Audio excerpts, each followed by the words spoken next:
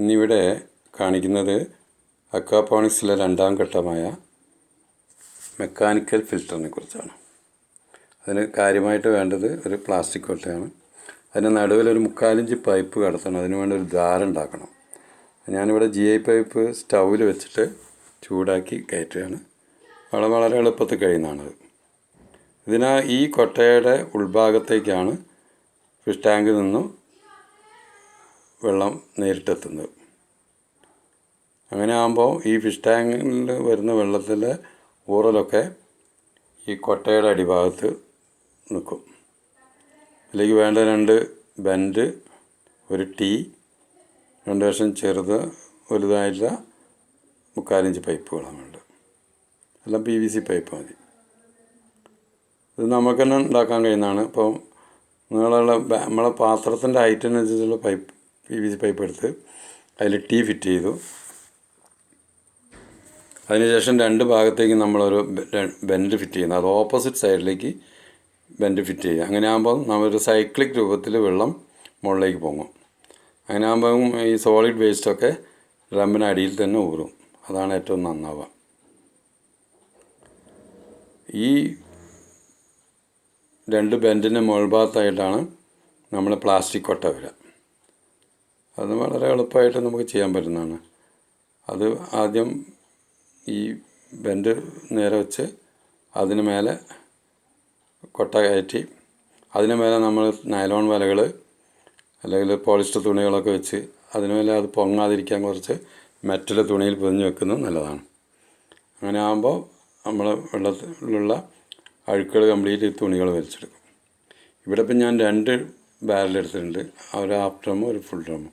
Half ഡ്രമ്മിലേക്കാണ് ആദ്യത്തെ വെള്ളം എത്തുന്നത്, ടാങ്കിൽ നേരിട്ടെത്തുന്നത്.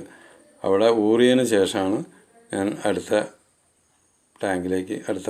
ഡ്രമ്മിലേക്ക് വെള്ളം കയറ്റി വിടുന്നത്.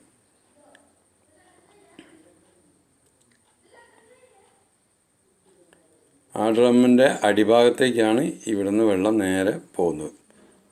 അപ്പോൾ ആ വെള്ളം സൈക്ലിക് രൂപത്തിൽ കറങ്ങി ഡ്രമ്മിൻ്റെ മേൽഭാഗത്തേക്ക് ഫിൽറ്ററായിട്ടാണ് വരുന്നത്. അപ്പോൾ തുണികളിലും ഈ നൈലോൺ വലകളിലൊക്കെ അതിൻ്റെ അഴുക്ക് പറ്റിപ്പിടിച്ച് നേരെ പൊങ്ങി വരുന്ന വെള്ളം മേൽഭാഗത്തു നിന്നാണ് നമ്മുടെ ഗ്രോ ബെഡിലേക്ക് പോകുന്നത്.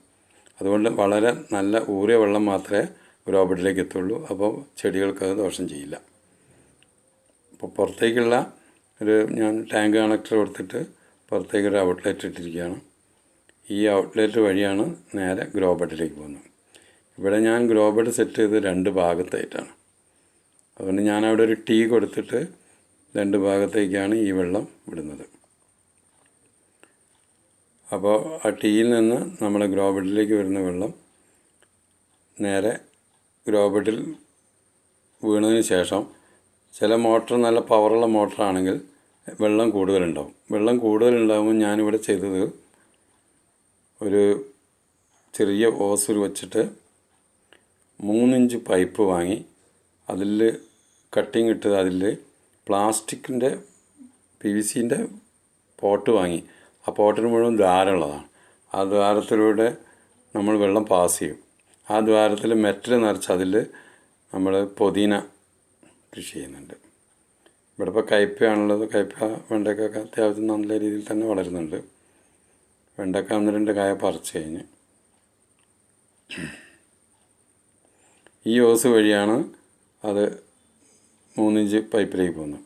ഈ 3 ഇഞ്ച് പൈപ്പിൽ കൂടെ അത് പാസ് ചെയ്ത് വെള്ളം വീണ്ടും ഫിഷ് ടാങ്കിലേക്ക് തന്നെയാണ് വരുന്നത്. അതുകൊണ്ട് വെള്ളത്തിൻ്റെ അളവ് ഒരിക്കലും കുറയില്ല. അപ്പോൾ ഇത് പുതിന നന്നായിട്ട് വളരുന്നുണ്ട്. പുതിന ഈ മെറ്റലിലാണുള്ളത്. മെറ്റലിൽ കൂടെ ഈ വെള്ളം പാസ് ചെയ്യണം. അത് നമുക്ക് വെള്ളത്തിൻ്റെ അളവിനനുസരിച്ച് അഡ്ജസ്റ്റ് ചെയ്യാൻ പറ്റും. ഇനി അതില്ലെങ്കിൽ പിന്നെ അത് വേണ്ടാന്ന് വെക്കാം. വെള്ളം കൂടുതലുണ്ടെങ്കിൽ ഏറ്റവും നല്ല കാര്യമാണ്. അപ്പോൾ കൂടുതൽ ഫിൽറ്ററിങ് നടക്കും. അങ്ങനെ ആകുമ്പോൾ വളരെ ക്ലിയർ വെള്ളമായിരിക്കും ടാങ്കിലേക്ക്. ഇവിടെ ഞാൻ വേറൊരു സംവിധാനം കൂടി ചെയ്തത്, നമ്മളെ വീടിൻ്റെ വാട്ടർ ടാങ്കിൽ ഓവർഫ്ലോ വരുന്ന വെള്ളം ഒരു ഓസ് വഴി ഒരു ബക്കറ്റിലേക്കാക്കി. ആ ബക്കറ്റിൽ ഞാൻ നൈലോൺ വല വിരിച്ച് അതിൻ്റെ മേലെ മെറ്റൽ നിറച്ച് അത് ഫിൽറ്ററായിട്ട് ഫിഷ് ടാങ്കിലേക്ക് വരുന്നു. അപ്പോൾ നമ്മൾ മോട്ടർ അടിക്കുമ്പോൾ ഓവറായിട്ട് വരുന്ന വെള്ളം ഒരിക്കലും വേസ്റ്റ് ആവില്ല. അത് നമ്മുടെ ടാങ്കിലേക്ക് തന്നെ ഫിൽറ്ററായിട്ട് വരും. ഞാനിവിടെ ടെറസിൻ്റെ മുകളിലുള്ള പൈപ്പിലേക്കാണ് കൊടുത്തത്. വെള്ളം ടാങ്ക് അതിന് മേൽഭാഗത്താണ്. അപ്പോൾ മഴ പെയ്യുന്ന വെള്ളവും നമുക്ക് വേണമെങ്കിൽ ഫിൽറ്റർ ചെയ്തിട്ട് ഈ ടാങ്കിലേക്ക് ആക്കാൻ പറ്റും. അത് നല്ലൊരു സൗകര്യമുള്ള സംഭവമാണ്. അപ്പോൾ കൂടുതൽ ഫിൽറ്ററിങ് നടക്കുകയും ചെയ്യും. ഫിഷ് ടാങ്കിലെ വെള്ളം ഒരിക്കലും കുറയാനുള്ള സാധ്യതയില്ല. അടുത്ത വീഡിയോ ബെൻസൈഫിനെ കുറിച്ചാണ്. അത് ഉടനെ തന്നെ നമുക്ക് കാണാവുന്നതാണ്.